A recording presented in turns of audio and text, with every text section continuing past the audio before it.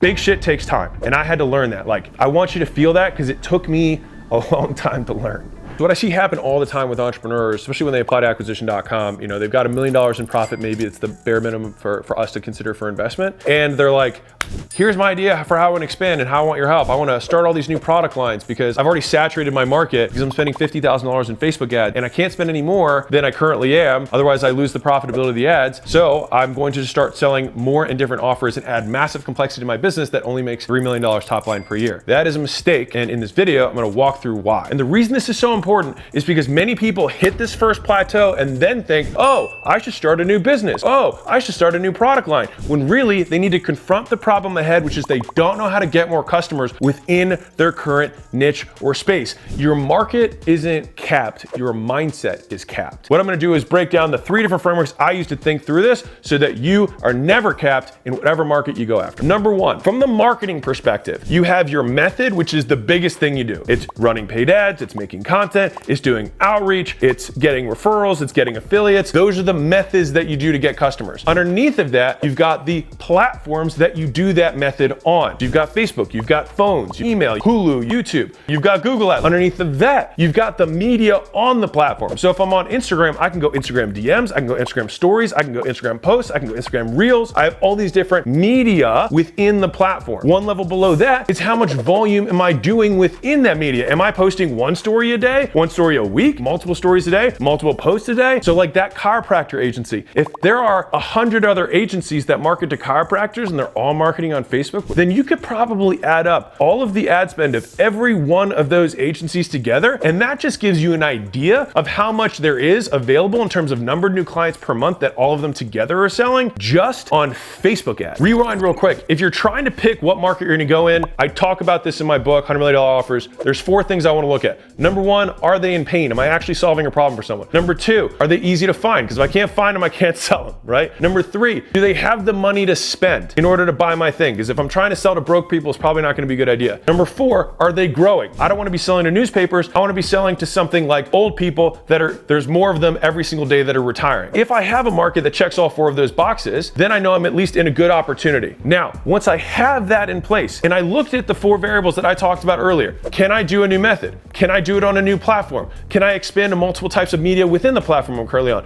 Can I increase the volume that I'm currently doing in the mediums that I have? These are the things that you could do immediately to get more customers, get more leads today. Let's say you've capped all of those things, which is probably not true. But let's say you did, because we're going into fantasy land here. I'm gonna introduce you to what I call the pyramid of markets. There are 5 directions that you can go in any marketplace to expand. I'll tell you a story of when I learned this. I went to this meetup of 8 entrepreneurs. Together, we were doing $500 million a year in revenue. This was like a multi-billion-dollar room, which is kind of cool. And I was one of the smallest guys there. I think I was doing 30-ish million a year at the time. And they were talking about their businesses. I was like, these guys aren't smarter than me. And I didn't feel like they worked any harder than me. I was like, why are they making so much more money than me? 2 main factors. Number 1, almost all of them had been in business longer than me. Big shit takes time. And I had to learn that. Like, I want you to feel that because it took me a long time to learn.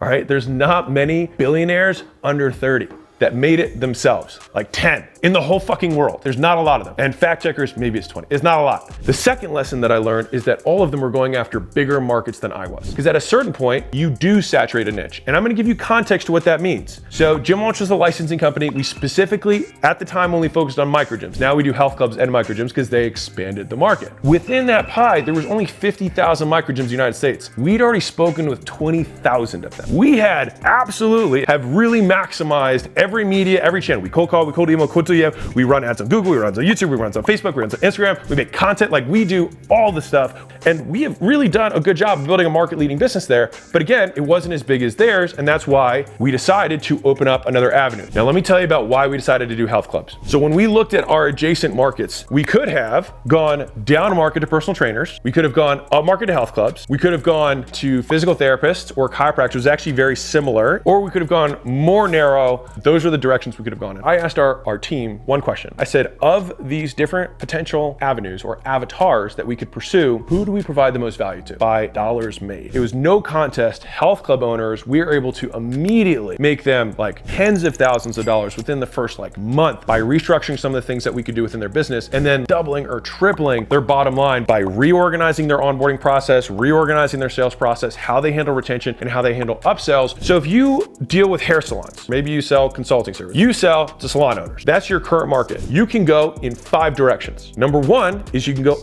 up market. That means on the pyramid, there are fewer people on the higher part of the market and they cost more, but they spend more. Typically higher quality customers. That's where you go into enterprise sales. We're talking franchisors, as in people who have hundreds of locations under one umbrella, or multi-location or chain owner. That's up market for salon owners. Down market, the second direction you can go is you go to hairstylists. You talk about people who are renting chairs and doing hair with their hands full time, not running the business. There's 10 times more of them. The third direction you can go is you can go adjacent. So what's something that's similar in nature, but not exactly the same? That would be like a lash and nails place. If I were a chiropractor, it might be physical therapy. Like they're similar, but different. You want similar business characteristics, similar avatar in terms of the owner, similar types of customer within the same larger industry. When you do that, you just open up another vertical and you attack it the same way you did your first one. The fourth direction you can go is you actually go broader. Now imagine a pyramid that's all the way like this, and it includes all the adjacent pyramids within it, which would then just be beauty. So that includes med spa owners, lash owners, massage studio, like all of that kind of falls in the same psychographic, they serve the same customer. So that would be going broader if we wanted to really open up the net. The last direction you can go is the only one that makes your market smaller, but it doesn't necessarily mean you make less money. You could become narrower. Instead of just being all salon owners, it might be salon owners who specialize in extensions or a blow hair place. You know, they just do the Brazilian blowouts. Like they're just doing that specific thing. Oftentimes, when you do niche down, sometimes you can still make more money because if you're not even close to tapping the methods, the platform, the media, or the total amount of volume you need to do to reach all of those people within that niche. And so then when you niche down, become more specific with your messaging, your offer, and the value you deliver.